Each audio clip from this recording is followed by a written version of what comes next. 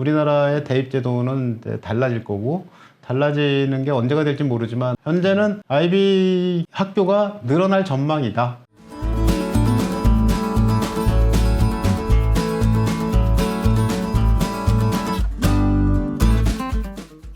안녕하세요. 교육신진대사 신동원입니다. 네, 안녕하세요. 진동섭입니다. 반갑습니다. 이 시간에는 IB 교육과정 얘기를 하려고 해요. 이 카페에 이제 초등학교, 중학교 IB 얘기는 많이 나오고 있거든요. 지금 고등학교에서도 관심을 많이 가지고 있더라고요. 그래서 학부모님들이 지금 초등학교 학부모님들이 특히 우리 프로그램을 많이 보셔가지고 초등학교 단계에서 IB에 대해서 어느 정도 좀 교양이 좀 있으시면 참 편하시겠다 해가지고서 오늘은 IB를 준비해봤습니다.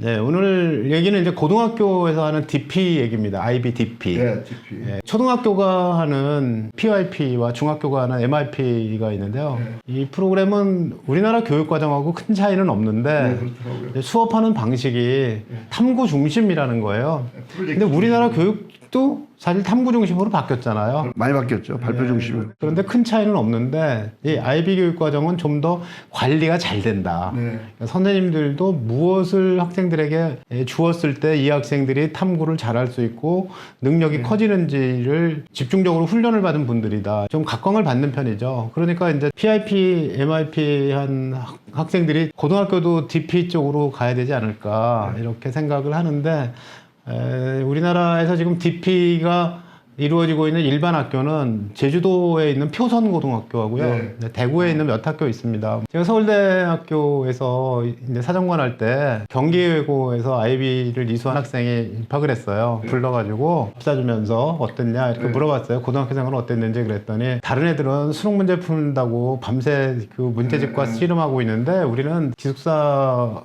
들어가기 전까지 뭐 프로젝트 한다고 같이 뭐 논의하고 얘기하고 또 뭐 즐겁게 공부하고 정말 그 수능 공부하는 애들한테 미안했다. 그게 벌써 그 10년 전 얘기거든요. 그러니까 지금도 여전히 그런 면에서 보면 그 한쪽은 수능에 시달리고 있고 한쪽은 즐겁게 원해서 프로젝트 학습을 하고 있고 그런 차이가 있는 거죠. 수능 공부하는 애들은 손으로 문제를 풀어야 되고 IB 공부하는 애들은 실제로 실험을 해가지고 보고서를 써야 되고 발표를 해야 되니까 쪽 IB 있는 아이들이 적극적이고 부지런하고 그런 생각도 들더라고요. 한편이 이론 중심 교육이고 한쪽은 이제 실험 중심으로 해서 현실의 문제를 해결하는데 써먹을 수 있는 이런 조건화된 지식을 학생들에게 가르치겠다 이런 건데 IB 쪽이 그게 훨씬 더 강한 거죠. 각 시도교육청에서도 관심을 가지고 있습니다. 얼마 전 신문에 보니까 충남교육청이 IB 프로그램 도입하겠다고 IB하고 MOC를 체결했대요. 이미 뭐 대구하고 제주도가 하고 있으니까 이런 게 어렵지가 않거든요. 요즘에 IB가 엄청나게 붐을 일으키고 있는 중입니다. 앞으로 초등학생이 고등학교 갈 때쯤 되면 IB 학교가 훨씬 더 많이 늘지 않을까 하고 생각이 되고요. 서울교육청도 관심을 가지고 있어요. 그래서 계속 IB를 하겠다고 하고는 있습니다. IB 교육과정의 IB는 인터내셔널 바칼로레아의 약자인데 1968년에 스위스 제네바에서 설립을 했는데요. 외교관들이 이제 외국 가서 살면 자녀 교육 때문에 골이 아프잖아요. 그래서 이 학생들을 좀 표준화된 교육 과정으로 가르쳤으면 좋겠다 해서 이제 제공하는 교육 과정입니다. 우리나라에서 일반고의 경우에는 이제 2024년 2월 달에 금년에 졸업생이 처음 나왔어요. DP는 고등학교 2학년, 3학년 2년 동안만 합니다. 이게 내부평가와 외부평가가 있어요. 우리나라 시험은 내부평가는 학교의 내신이고 외부평가라고 하면 사실 공식 외부평가가 수능이잖아요. 그렇게 되어 있는 건데 여기서는 그 내부평가는 학교에서 수행평가로 하고 외부평가를 거의 서술형으로 문제가 본부에서 와요. 그러면 11월 달에 그 시험을 봐야지만 성적을 받을 수가 있어요. IB 과목은 1점부터 7점까지 점수가 나옵니다. 절대평가 점수로 나오거든요. 근데 4점이 안 되면 1, 2, 3점은 성적으로 안 쳐요. 그러니까 4, 5, 6, 7은 맞아야 되는 거죠. 거기에 6과목만 해요. 6, 7, 42점이에요. 그러니까 2년 동안 공부한 점수가 총점으로 42점 나오는데 거기에다가 이제 특별활동과 뭐 이런저런 것들을 합쳐가지고 3점 추가 점수가 있어요. 45점 만점입니다. 40점 맞기 정말 힘들어요. 이 IB를 이수하는 학생들은 일단 공부를 잘하는 학생들이고 그 중에서도 뛰어난 학생들이 좋은 성적을 맞는다. 이렇게 보시면 될 것 같고요. 그 다음에 이제 IB를 하게 되면 익스텐드 에세이라는 걸 쓰는데 자기가 배우는 6개 과목 중에 하나를 선택해가지고 4천자 에세이를 씁니다. 그다음에 이제 Theory of Knowledge라고 TOK라는 걸 합니다. 그래서 이거 이제 별도로 수업을 하는데 수업 시간에 편성이 돼 있어요. 우리나라 같으면 논술 수업, 100시간 수업을 해야 됩니다. 뭐 그런 식으로 이루어져서 교과와 특별 활동이 이루어져 있고요. 6개 그룹이 있는데 하이어가 있고 스탠다드가 있어요. 스탠다드 레벨은 쉬운 거고 하이어는 어려운 건데 이게 스탠다드 레벨이 우리나라 시수로 따지면 알기 쉽게 스탠다드 레벨은 12학점이에요. 그러니까 예컨대 우리가 물리를 배우잖아요. 개정교육과정에서 2022 교육과정에서 각 과목이 4학점이니까 물한 물투에 해당되는 그 3과목을 다 배우면 12학점입니다. 그러니까 사실 스탠다드가 우리나라 교육과정은 어려운 거고요. 하이어는 그보다 훨씬 많아요. 한 20학점 정도 되거든요. 그러니까 굉장히 오랜 시간 동안 깊이 있게 탐구한다. 2학년 때 3과목, 3학년 때 3과목. 그렇게 돼 있지 않고요. 한 과목을 4학기 동안 하는 거예요. 그래서 이제 1그룹, 2그룹, 3그룹, 4그룹, 5그룹, 6그룹이 있는데 6그룹은 댄스, 음악, 필름, 영화, 그다음 연극, 시각예술 이런 거라서 이걸 안 할 수도 있어요. 그리고 나머지 중에서 하나를 더 할 수가 있습니다. 그러니까 그룹 1의 언어는 우리나라에서는 문학 시험을 보잖아요. 수능에서. 그래서 그런지 언어 및 문학을 주로 합니다. 그다음에 영어는 원래 영어니까 그냥 영어로 해요. 언어 및 문학은 우리말로 합니다. 국어니까. 그래서 3그룹의 역사는 세계사인데 근데 학교는 개설할 때 이제 세계사라는 이름으로 개설한 학교도 있는데 이건 한국어로 돼 있어요. 그다음에 생물학과 화학도 한국어로도 번역이 됐어요. 근데 물리학은 한국어로 안 돼 있어서 물리학을 하려면 영어로 해야 돼요. 왜 물리학 번역 안 하냐고 물어봤더니 이게 수업만 하는 게 아니라 시험도 봐야 되고 채점관도 양성해야 되고 뭐 이런저런 여러 가지 많은 지원들이 이루어져야 되기 때문에 물리학하는 학생들 몇 명 안 돼서 이게 잘 안 맞는다고요. 일본도 왜 일본 IB 교육과정 도입했잖아요. 경제를 안 한대요. 그러니까 별로 안 하는 과목은 그 나라 말로 번역하기는 어렵다. 일본말, 우리말로 번역하기는 어렵다. 그래가지고요. 그 다음에 이제 수학은 수학의 분석 및 접근이라는 이름으로 하거나 그냥 수학이라는 이름으로 하는데 스탠다드 레벨로 할 수도 있고 뭐 하이어 레벨로 할 수도 있고 뭐 그렇습니다. 근데 이제 대략 봤더니 영어만 영어로 하는 거고 나머지는 한국어로 할 수 있는 게 대부분이네요. 이제 3과목은 영어로 해야 되고요. 나머지는 한국어로 해야 되는데 그 영어로 해야 되는 과목들이 영어를 포함해서 과학이나 사회에서 영어가 좀 안 되는 학생도 충분히 부담을 좀 줄여도 될 것 같습니다. 외국에서 공부해온 학생이에요, 이 학생이. 우리나라에 베이스를 두고 있는 학생인 거죠.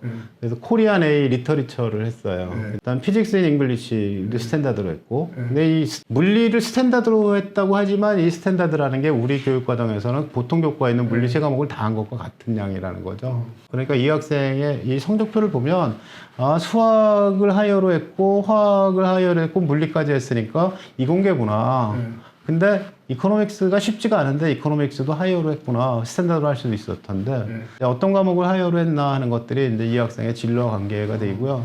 제 기억으로는 이 학생이 45점 맞은 학생입니다. 이 학생은 뭐 의대나 아니면은 뭐 공대 전자과 같은 데 가도 아무 문제가 없을 것 같아요. 이공계 쪽이나 의학학계는 아무 데나 갈 수가 있죠. 네, 그래서 이 무슨 과목을 어떻게 몇 점을 맞았는지 하는 것이 이 학생을 평가하는 근거가 되고요. 이 세분력 특기 사항이 없더라도 이것은 표준화가 되어 있기 때문에 세계적으로. 이 학생이 배운 것과 학업 역량을 합쳐서 점수가 7점, 6점 이렇게 나오는 거니까 그것만 보면 얘가 공부를 어느 만큼 한 학생이구나 하고 알 수가 있고요.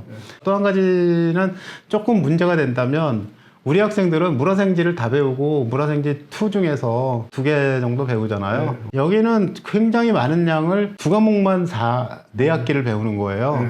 우리는 넓고 좀 얇게. 그다음에 IB는 좀 더 깊고 좀 좁게. 이것을 어떻게 인정해 줄 것인가 하는 것이고요.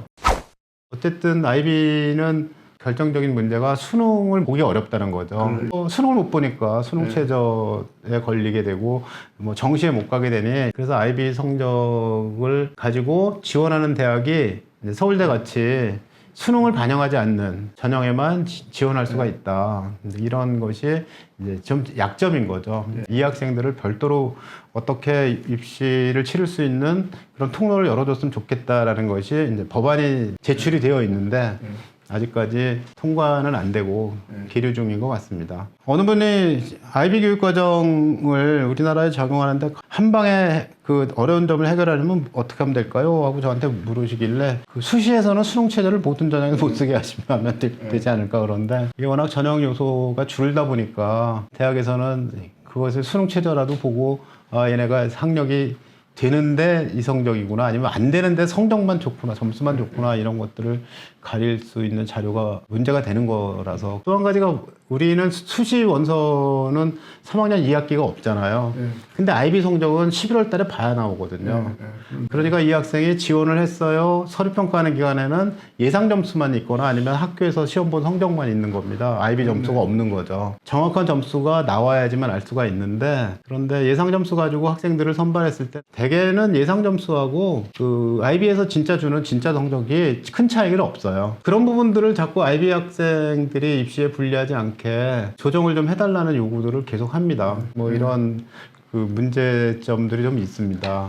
IB가 각광을 받는 이유 중에 하나가 탐구하는 사람이 목표거든요. 학습자상은 탐구하는 사람이다. 그래서 아이들이 이제 효과적으로 수행을 해서 역량을 기를 수 있게 이렇게 해준다는 거고요.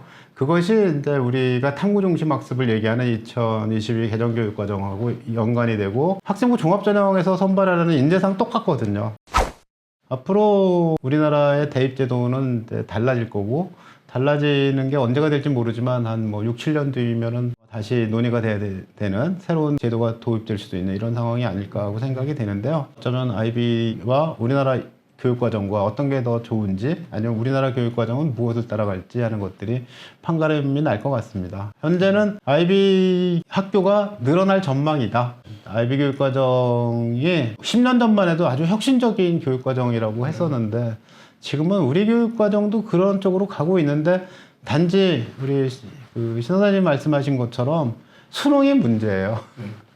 그러니까 탐구 중심의 학습을 하는데 한편으로는 수능 공부를 해야 된다라는 거죠. 해외에 직장이 있어가지고서 아이들이 자주 전학을 다니게 된다든지 그런 학생들이 있으면은 한국에서도 그냥 좀 저렴한 가격에 IB 할 수 있는 일반계 고등학교에서도 또 아니면 뭐 저 특목고에서도 IB를 이렇게 이수할 수 있었으면 참 좋겠네요. 어쨌든 우리나라 교육과정이 IB 교육과정을 할까 말까 하는 이런 생각을 갖지 않게 좀 더 좋아졌으면 하는 생각이 듭니다. 어쨌든 지금은 가는 길이 좀 제약이 되어 있으니까 당장 얘기는 아닌 것 같고요. 몇 년 두고 보시면서 앞으로 어떻게 되는지를 살펴보시면 되겠습니다. IB에 대해서 조금 더 알고 싶으신 분들은 경북대학교 서울대학교 부속고등학교 홈페이지나 대구 외국어고등학교 홈페이지 또 제주도에 있는 표선고등학교 홈페이지에 보면 IB에 대해서 상세히 그 설명이 돼 있거든요. 관심을 가져가지고 선택하시는 것도 자녀 미래를 위해서 좋은 선택이 될 수도 있겠다 이런 생각이 듭니다. IB 얘기는 일단 여기에서 마치도록 하겠습니다. 다음에 또 뵙도록 하겠습니다. 안녕히 계십시오.